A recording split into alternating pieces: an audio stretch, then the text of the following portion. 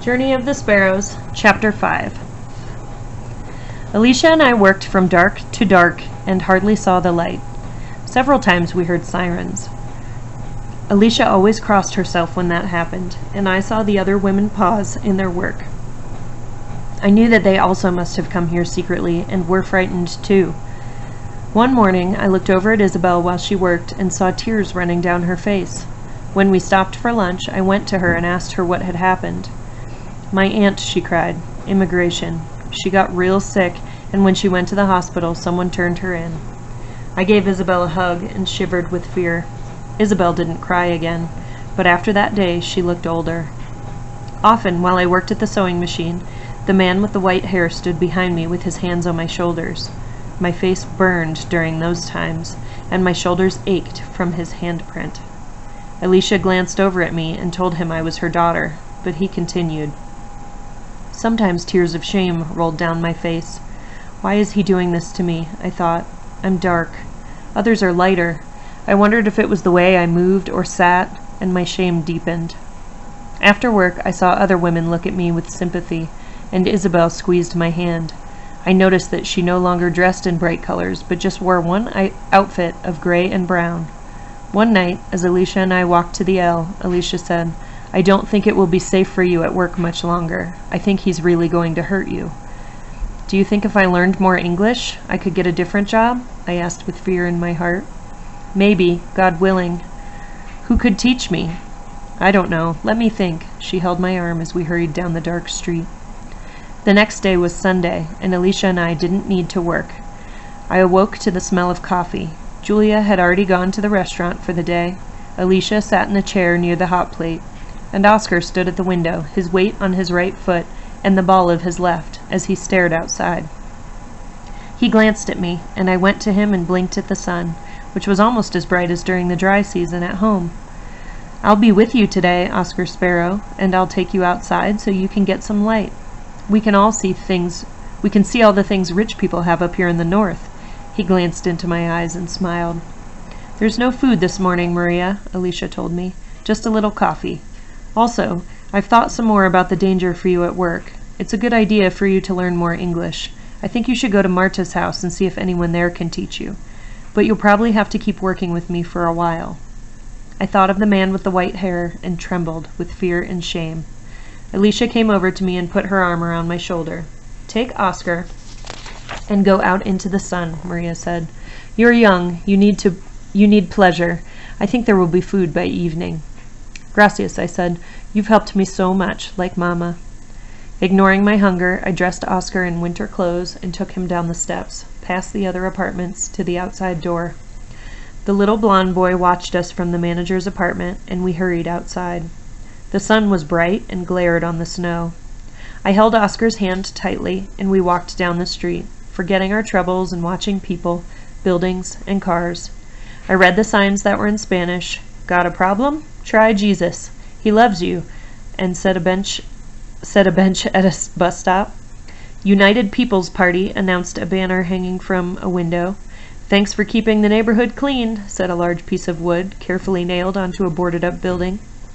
"Voices of Puerto Rico spoken here," declared several stores. Signs in English appeared everywhere, and people wore good clothes and carried many packages. I wondered if children weren't out begging just because it was too cold. Many cars were parked by a bright building with a sign showing a big yellow M. We stepped inside. People were clustered at a red counter while girls rushed behind it, handing people food in white paper bags. My stomach twisted at the smell of food. I watched a girl about my age and color carry her baby and a bag of food to a table. The baby wore a bright blue suit, the color of our sky, and banged the table with his fat hands as she unwrapped the food. I wondered how much Teresa had grown since we saw her. Suddenly, I saw a policeman eating in a corner. My heart pounded in my ears, and I grabbed Oscar's hand and dragged him across the street, not even watching for cars. Then I ran down the block and around the corner, pulling Oscar behind me. Finally, I stopped. Bent over and gasping for air, I realized how hard Oscar was crying. Shadow Man," he sobbed, reaching for me, but I pulled away from him and looked around the corner. I saw no police and gradually calmed down. As Oscar's cries turned to whimpers, I wiped his wet face with my scarf. "We're okay, Oscar," I said, smiling. "The police didn't follow us. Let's walk around some more before we go to Marta's." We moved slowly, staring in store windows, then came to a child-sized, orange and red plastic horse outside a toy store. Oscar ran up to it and grabbed the saddle. I looked around nervously, but no one seemed to be paying attention to us, so I pushed him up onto the horse. "Yay!" he cried, slapping the horse's neck and bouncing up and down as I stood smiling at him. "Finally," I said, "Oscar, let's go inside." It was warm and music was playing. Huge plastic sea animals, fish with teeth and brown and green turtles, were blown up like balloons and hung from the ceiling. Shelves of dolls and stuffed animals went down one aisle, and another whole aisle was filled with toy weapons. I shuddered when I saw a toy machine gun. "Look," Oscar said, as he went up to a large plastic monster. It had a green snake's head, huge muscles, and a human-like body. Hands that looked like they wanted to grab you, and clawed, lizard-like feet. "Ugh," I said. "I don't like it." A clown with a red-painted smile came out of a back room and began to blow up balloons for children. A woman bought a pale purple balloon for a small girl and tied it around her hand. Oscar's eyes sparkled as he stared up at the balloon, and his mouth was open. I remembered how he used to march around our house, barefoot, in the dust, our dirt-brown dog following behind him, his eyes glowing as he blew his new clay whistle. I bent down to look directly in his eyes. "Oscar," I said, "someday I'll get you a balloon. I promise." He beamed. As we were leaving, I saw a package of big pens in all the colors of the rainbow. I stared at them. Then Oscar tugged at me, and I realized a woman was standing near us. I grabbed Oscar and stepped backward, but the woman smiled, saying something to me in English, as she reached for one of the pens, and in a single stroke drew a wide ribbon of deep pink across a cardboard sign. I gazed at the color. Then the woman said more words to me in English. I jerked my eyes from the color, and with Oscar against me, backed away. "Gracias," I said. "Gracias," and pulled Oscar out the door. "El Palacio de la Moda Femenina," the sign on the next store read, and the window was filled with beautiful bride dresses, all in white with ruffles and laces. I walked in front of the window, looking in. I didn't know people could be so rich. On Julia's wedding day, she wore a white dress with flowers in her hair. There was music from the violin, guitar, and marimba at the wedding, and we could smell pink coffee blossoms and el gallo and chicha, chicken, cooking. "We must go to Marta's now," I said to Oscar. My body felt carved out by hunger again, as it always did when there was no food in the morning. I wished for pepescas, small fried fish we ate at home. Smelling chilly, I heard men's voices when I knocked on Marta's door. A strange man opened the door a little, and I looked down, away from his eyes. "I've come to speak to Marta, please," I explained. He opened the door the rest of the way, and we stepped inside. I saw the colors of Marta's bright main room, the room where we'd stayed when we first arrived, the cross of plastic flowers, the poster of the red-haired woman, San Antonio on the television. Marta's girls laughed in another room, and Tomas limped across the room toward me. When he saw us, he smiled. "Marta," I said, not meeting his eyes. "In the kitchen," he answered, his voice soft and clear. "Veronica's 3 today. We're having a birthday party." "Oh," I responded and stood, not moving. "Come on," he said. "I'm glad you're here." Marta was in the kitchen, trying to light a match at the same time she kept her younger daughter from climbing on the table. Her older daughter, sitting on a chair, licked frosting from her fingers and stared at a little white cake with 3 tiny pink candles. "Maria," Oscar, Marta said happily, her brown eyes warm and smiling. "What a good time for you to join us." "We're having a full-fledged American party," said Tomas, "complete with candles." I glanced at him. He was watching me with his blue eyes. Oscar grabbed the table and stared at the cake. We were so hungry. "Try to sing with us in English," Marta said as she lifted her squirming younger daughter into her left arm and managed to light the candles. The candles glowed. 2 men joined us in the kitchen, and they all sang in English. I smiled and recognized the tune. The 3-year-old's face beamed as they sang, "Veronica," spreading out her name. "Now blow hard," Marta said in Spanish. When the song was over, Veronica stood up in her chair and stretched out over the table with her dimpled hands planted on each side of the cake. The glow of the candles lit her round face, and she took a deep breath and blew hard in all directions, her lips sputtering. The candles flickered, then burned once more.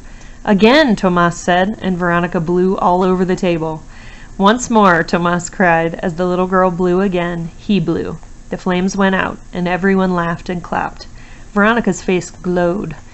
Oscar's eyes were shining, and his smiling mouth was open.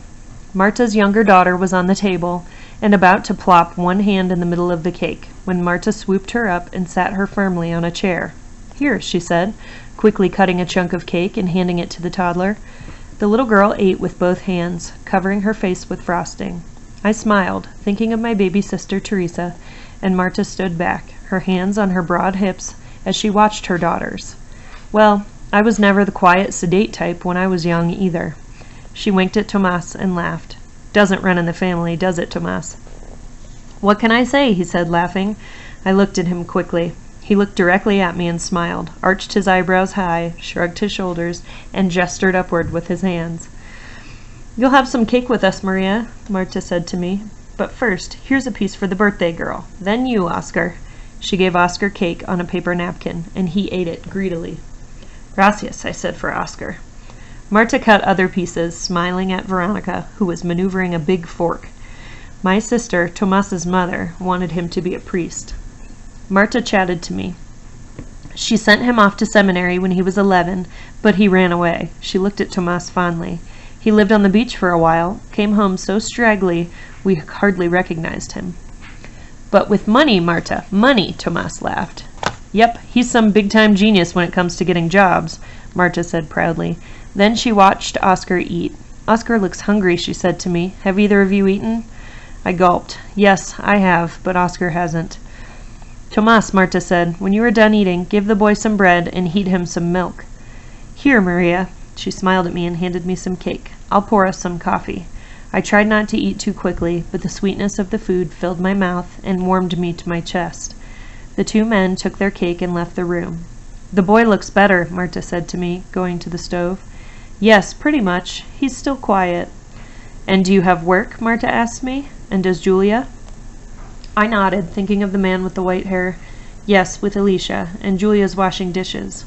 "That is good. God's provided," Marta replied, pouring the coffee and handing me a cup. She took her hanky out of her blouse and wiped her broad forehead as Tomas gave bread and warmed milk to Oscar and the little girls. Then Tomas leaned against the wall with his coffee, as if he was waiting. My free hand hung at my side, and I felt awkward. I hadn't expected to talk in front of Tomas. The little girls finished their food, climbed out of their chairs. Marta handed the younger one a bottle with water, and they ran out of the room in the direction of the television. I cleared my throat. Alicia thinks I need to speak English. She doesn't think my work with her will last much longer. I wondered if Marta and Tomas could tell by looking at me what the man with the white hair was doing. "Alicia said that you might know someone to teach me," I said to Marta. Taking a red scarf out of her pocketbook, Marta tied back her hair. "Tomas is the only one I can think of. He and Donna Elena, the midwife. I don't know much, and I don't think we should ask Donna Elena. She's too busy." She seemed to be thinking, then sat back down. "Alicia's right, you know. Either you or Julia needs to learn. This sure ain't no land of milk and honey, not for two good-looking girls like you, especially with no one to protect you." I felt my entire body turn red. Marta didn't seem to notice. "What do you think, Tomas?" she said, turning toward him. "Could you teach her?" My face was wet with sweat, and my legs were weak. I hadn't thought of Tomas. I was embarrassed even to see him, after being pressed against him in the crate, especially after what Marta had just said. Tomas didn't look at me either. I was thankful. "Yes, I could teach her what I know," he said gently. "Good," Marta responded, slapping her hands down on the table.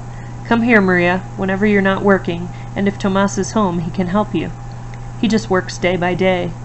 Her face showed pride. "Tomas is very intelligent, and his hands are always busy. He's the hope of the family."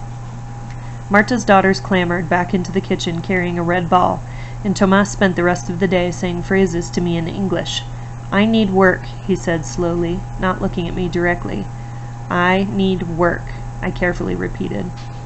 He said nothing personal to me as we practiced, but when Oscar and I put on our coats to go back into the cold, he handed us each several slices of bread and a piece of meat. "Take these," he said, and looked away. I could only whisper my thanks. At home, we shared our bread and meat with Julia and Alicia, and told them about my English lessons and the party. Oscar puffed his cheeks, blew hard, and clapped to demonstrate. "See, little sister," Julia smiled and said, stroking my hair. "There's good luck up here. There is. We just have to be patient." That night, Julia made up a song about the sparrow with its rainbow of colors as we fell asleep.